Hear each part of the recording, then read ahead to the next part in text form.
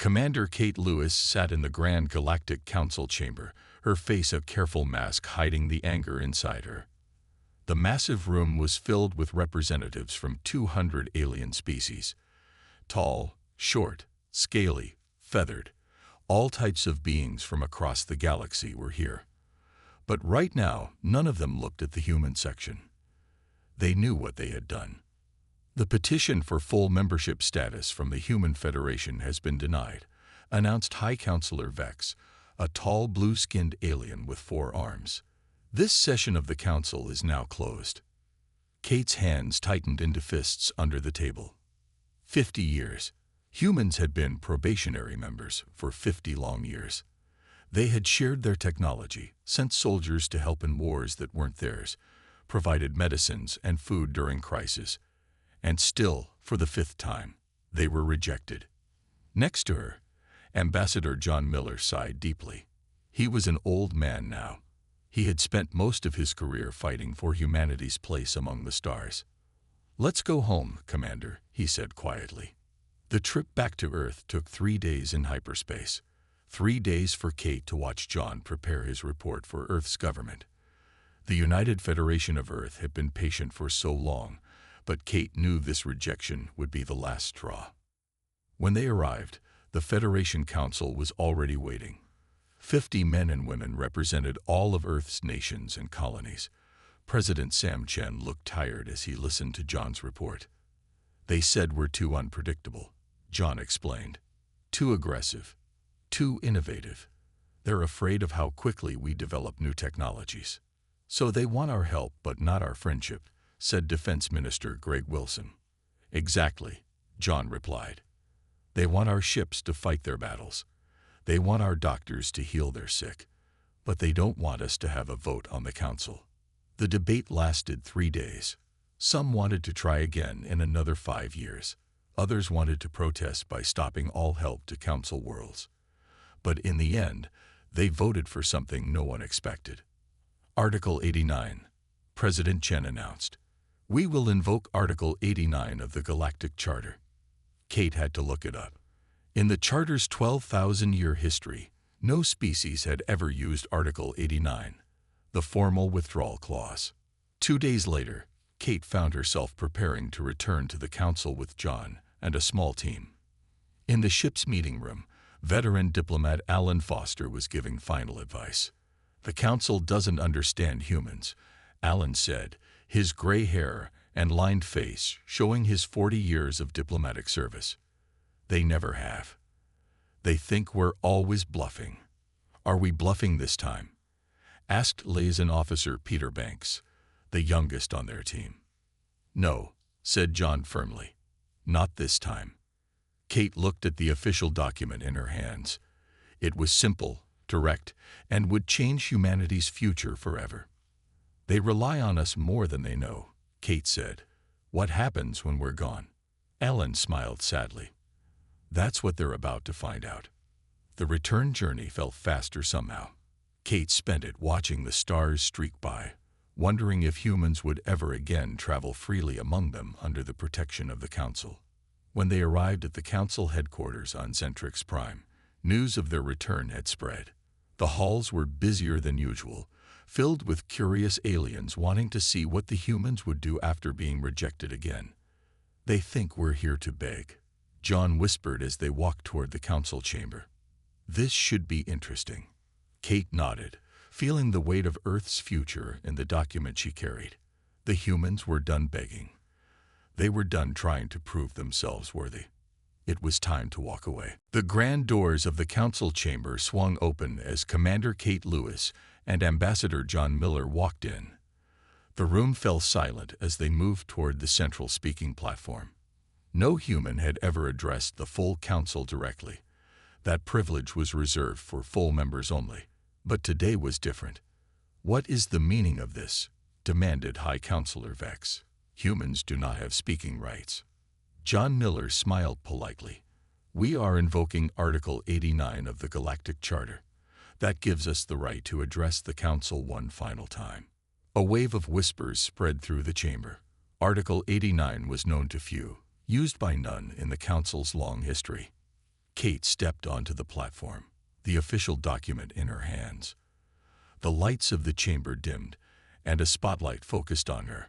Hundreds of alien eyes watched her every move. "Esteemed members of the Galactic Council," she began, her voice steady.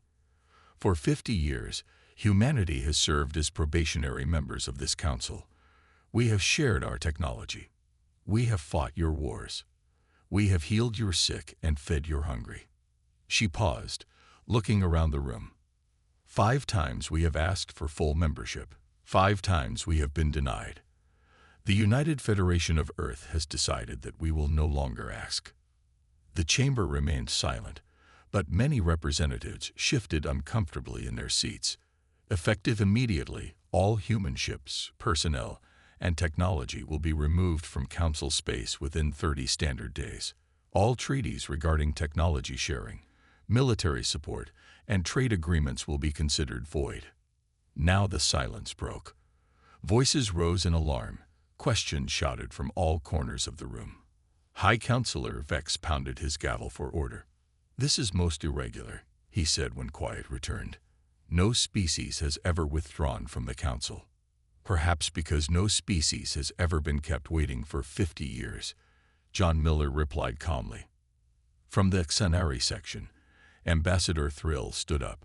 The tall, bird-like alien's feathers were bright red with emotion. "This is clearly a political move," Thrill said, his voice sharp. "Your species cannot survive without Council protection. The void is vast and unforgiving. There are threats beyond our borders that would destroy you without our help." Kate looked directly at the Xanari. "We survived for thousands of years before we met you. We'll manage." With those words, she placed the withdrawal document on the scanner. The Council's central computer registered it immediately, sending copies to all member worlds. "It is done," Kate said. "Humanity has withdrawn from the Galactic Council." As they walked out of the chamber, the voices behind them grew louder. Some angry, some worried, some already trying to find ways to change the humans' minds. Back on their ship, Kate watched through the view screen as messages flooded in from across Council space. "They're starting to panic," said Peter Banks, watching the communication alerts pile up.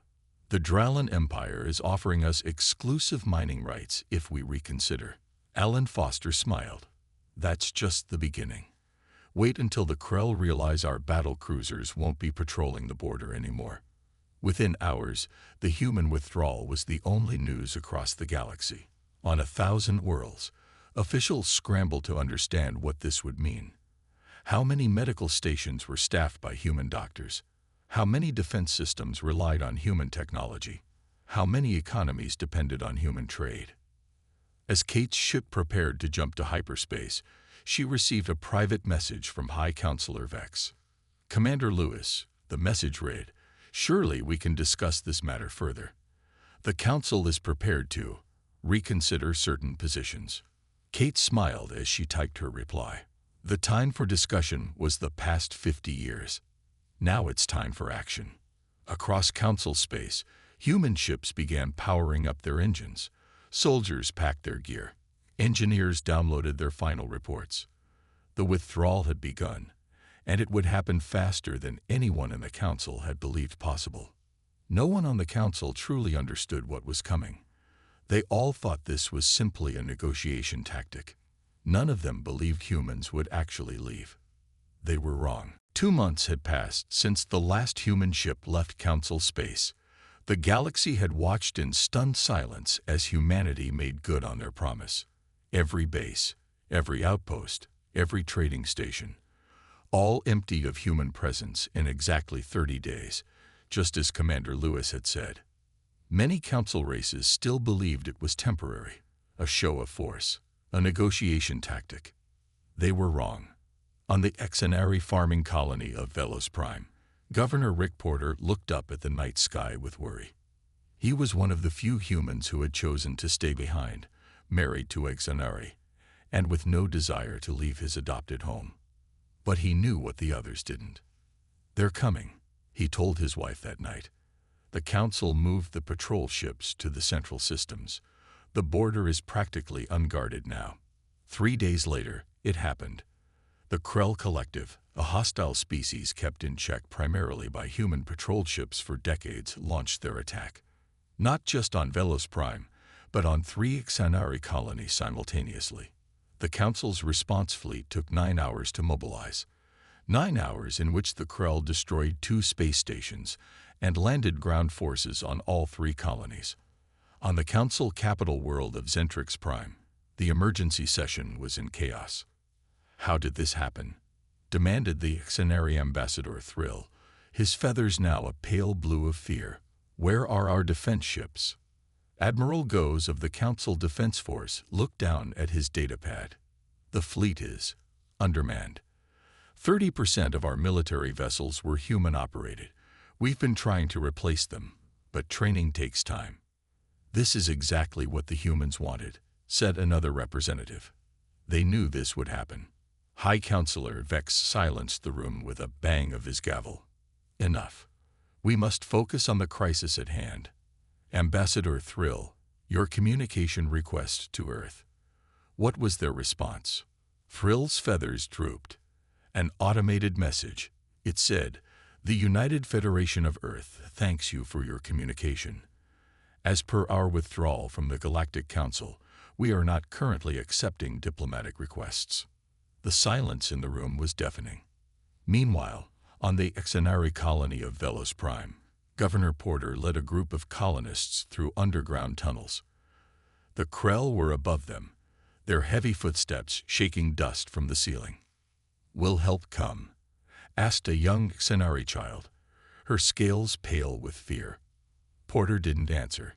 He knew the council ships would be too few, too late. But as they reached the hidden bunker deep under the colony's main city, Porter noticed a strange device blinking in the corner. It wasn't Xanari technology. It was human. He approached it carefully, and as he did, it projected a small hologram, a map showing the Krell forces' positions, and more importantly, their weaknesses. Porter smiled. The humans had left, yes, but they hadn't abandoned everyone. Back on Earth, in the monitoring center of the United Federation Defense Command, Lieutenant Lisa Martinez watched the data feeds from hidden sensors across former Council space.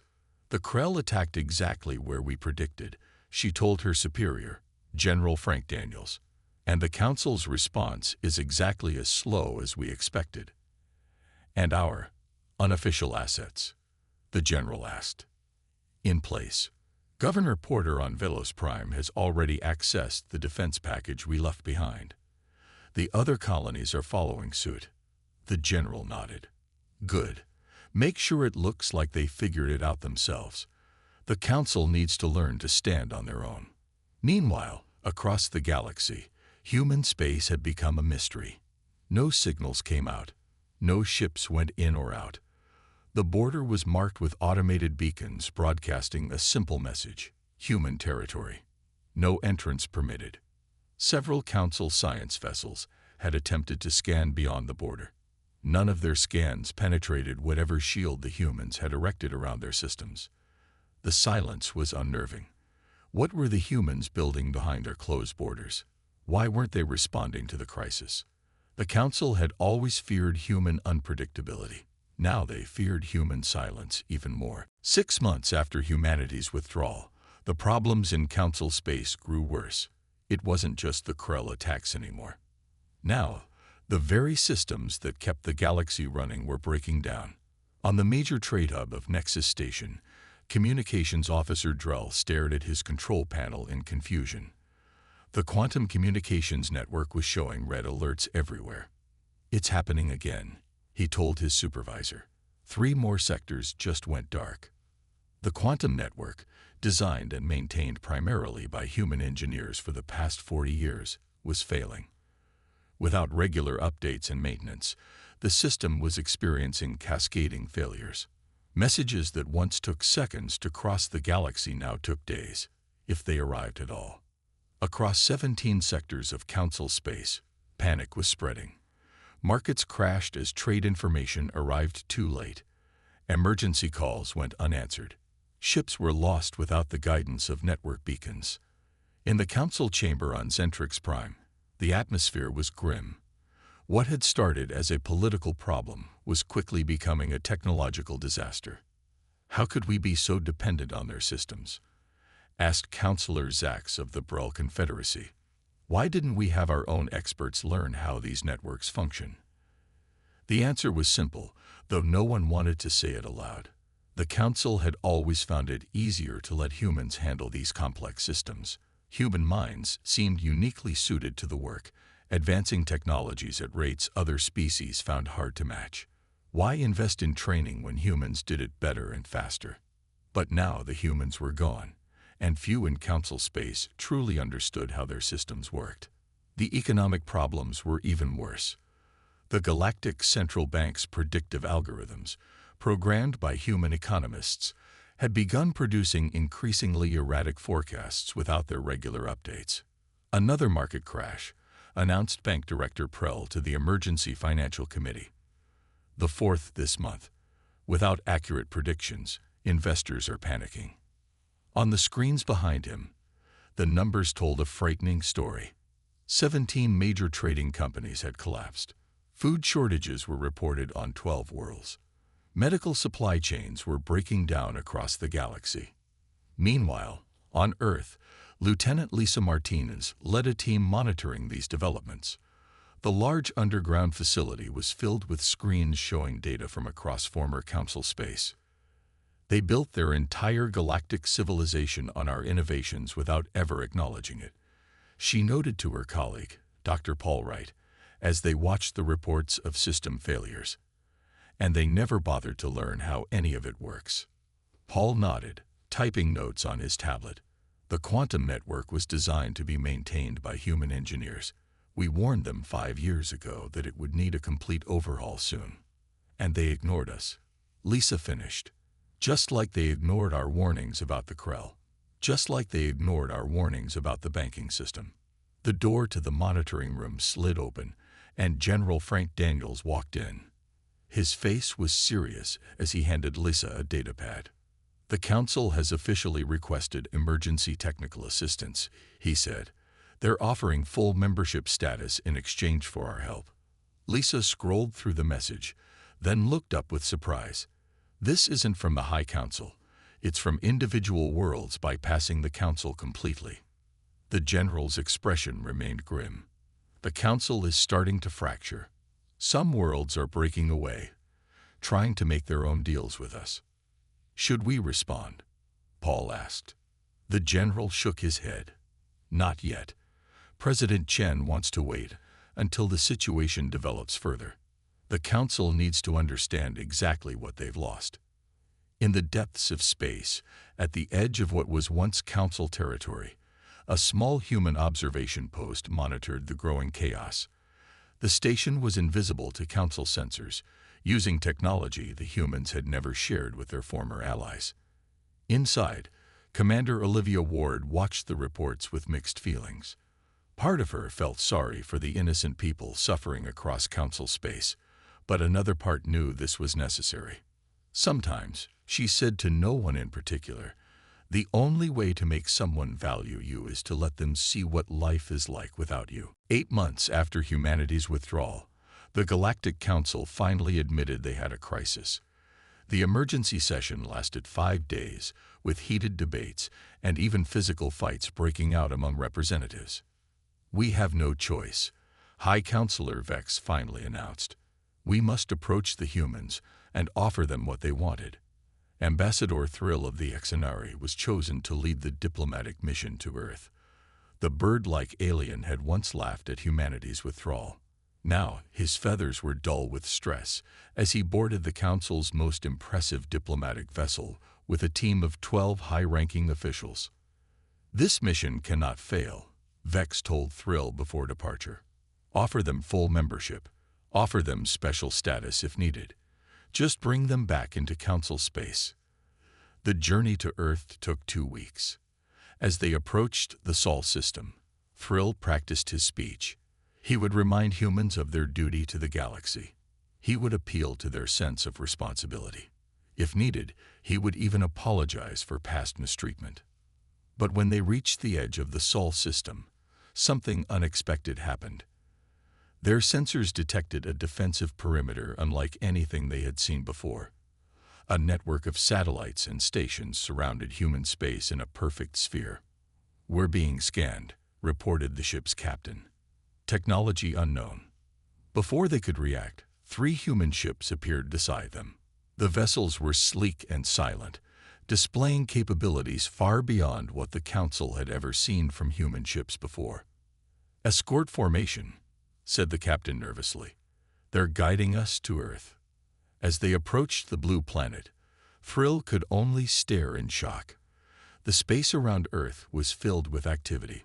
Massive construction projects, ships of designs he'd never seen, and strangest of all, vessels from species that weren't part of the Council.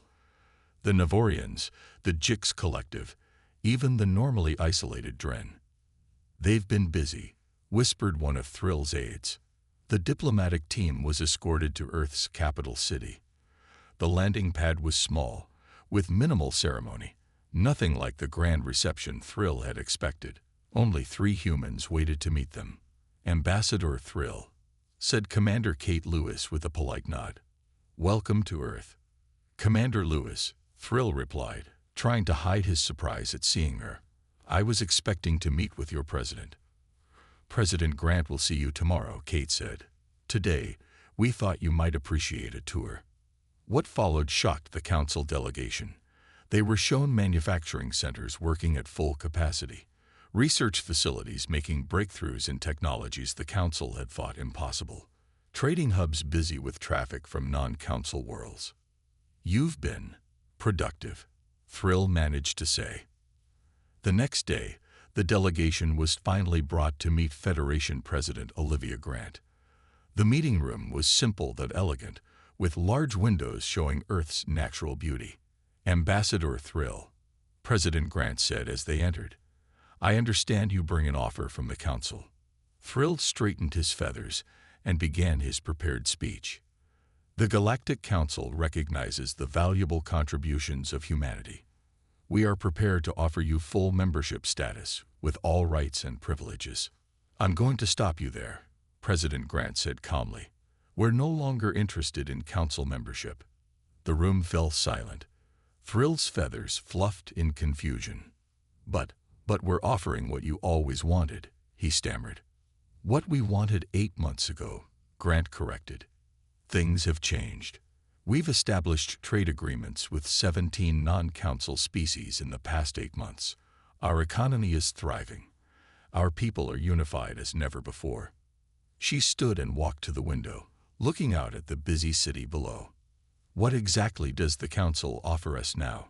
she asked. Thrill had no answer. The speech he had prepared suddenly seemed useless. He had come expecting desperate humans, eager to return to the Council's protection. Instead, he found a thriving civilization that had moved on without them.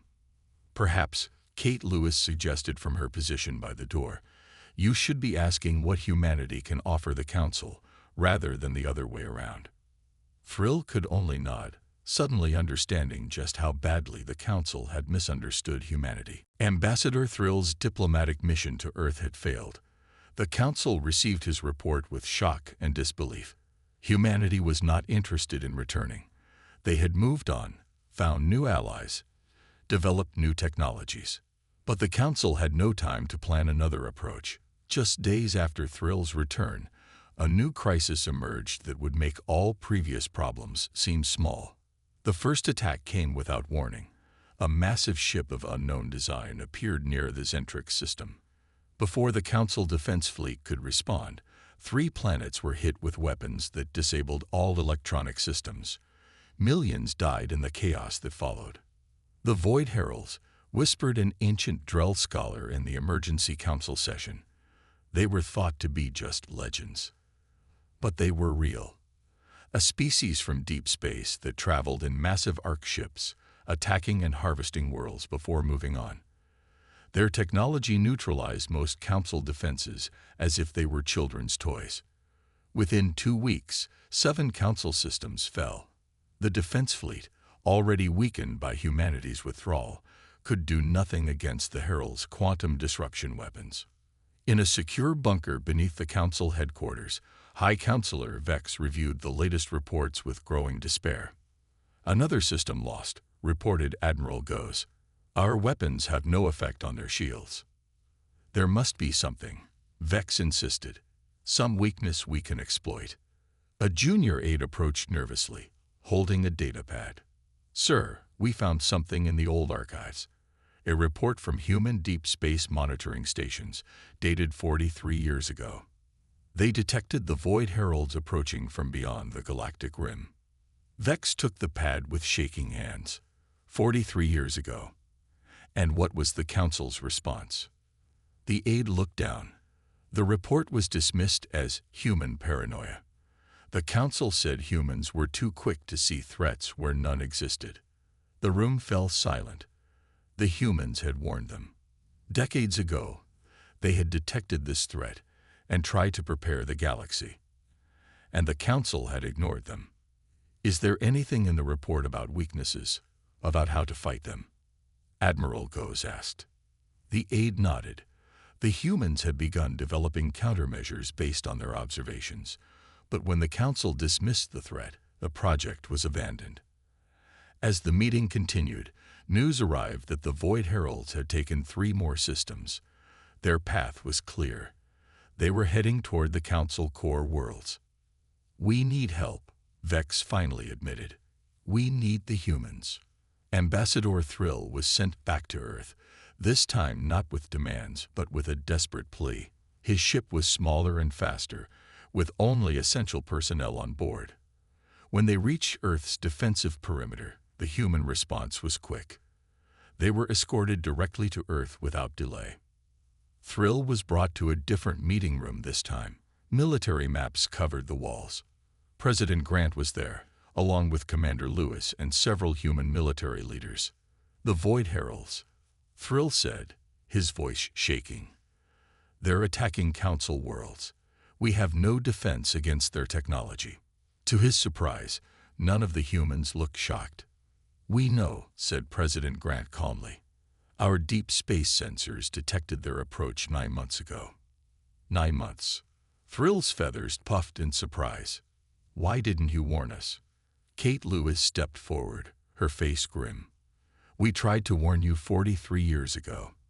The Council called us paranoid. 8 months ago, we tried to establish contact again to warn you. The Council refused all communications." Thrill's feathers drooped in shame. "Then, you know how to fight them." President Grant nodded. "We continued the research the Council abandoned. We developed countermeasures for their quantum disruption technology." "Will you help us?" Thrill asked quietly. "Billions of innocent lives are at risk." The human leaders exchanged looks. For a long moment, no one spoke. "The Council rejected us for 50 years, said General Daniels finally. "They called us too aggressive, too warlike. And now, they want our warriors." Thrill had no answer. He could only wait as the humans discussed the fate of the galaxy among themselves. The Federation Council of Earth debated through the night. Representatives from all human colonies gathered in the Grand Hall to decide the fate of billions of lives. "Why should we help them?" asked Council member Eric Porter. "They rejected us for 50 years. They called us dangerous. Let them face the consequences of ignoring our warnings." Many agreed with him. The vote was trending toward refusing aid when Admiral Kate Lewis asked to speak. She had been promoted after her role in the withdrawal, now leading Earth's expanded fleet. "I understand the anger," she said, her voice calm but firm. "I felt it too when they rejected us again and again. But this isn't about the Council anymore. This is about innocent people on thousands of worlds who never had a say in the Council's decisions." The room fell silent as she continued. "We didn't leave the Council because we stopped caring about the galaxy. We left because we care too much to be held back. If we refuse to help now, we become what they always feared, a species that thinks only of itself." The debate continued for hours more. In the end, the deciding vote came from Admiral Lewis herself. With her support, the motion to aid the Council worlds passed by a narrow margin. But Earth's response was not what Ambassador Thrill expected. "We will not send our fleet to fight your war," President Grant informed him the next morning. Thrill's feathers drooped in defeat. "Then you refuse to help." "I didn't say that," the president replied. "We're opening our borders. Any refugee ship from Council worlds will be welcomed into human space. We're sharing our defense technology with any planet under threat. And we're sending engineers to repair your failing infrastructure." But the Void Heralds are attacking now," Thrill said, confused. "Sharing technology will take time to implement." Admiral Lewis stepped forward. "The Council needs to learn to stand on its own. We'll provide the tools, but you need to use them yourselves." In the weeks that followed, human space became a safe haven for millions of refugees. Human engineers spread across Council worlds, teaching alien technicians how to modify their defenses against the Herald weapons. Information packages containing defensive shield specifications were transmitted to every threatened system. But it wasn't enough. The Heralds moved faster than expected, cutting through the Council's core systems with terrifying efficiency. Soon, they approached the Council capital world of Zentrix Prime itself, home to billions from across the galaxy. High Counselor Vex prepared for evacuation as the Herald ships appeared in the system. The planet's defenses, even with human upgrades, would not hold for long. Then something unexpected happened. A new fleet appeared between Zentrix and the approaching Heralds. Human ships, hundreds of them, led by the largest battleship any Council species had ever seen. "This is Admiral Kate Lewis of the Earth Fleet," came the transmission across all frequencies.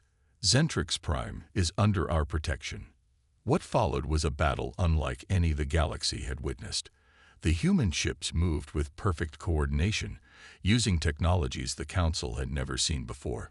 The Herald's weapons, so devastating against Council defenses, seemed less effective against human shields. From the surface of Zentrix, billions watched as the dark ships of the Heralds were pushed back, forced to retreat for the first time since their arrival. After the battle, Admiral Lewis met with High Counselor Vex in the Council chamber, now damaged from Herald attacks that had broken through before the humans arrived. "Why did you come?" Vex asked. "After everything, why did you save us?"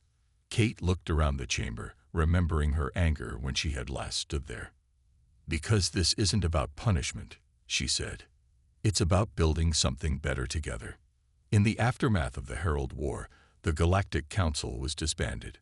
In its place rose the Interstellar Alliance, a new organization with humanity as a founding member, not as supplicants, but as equals.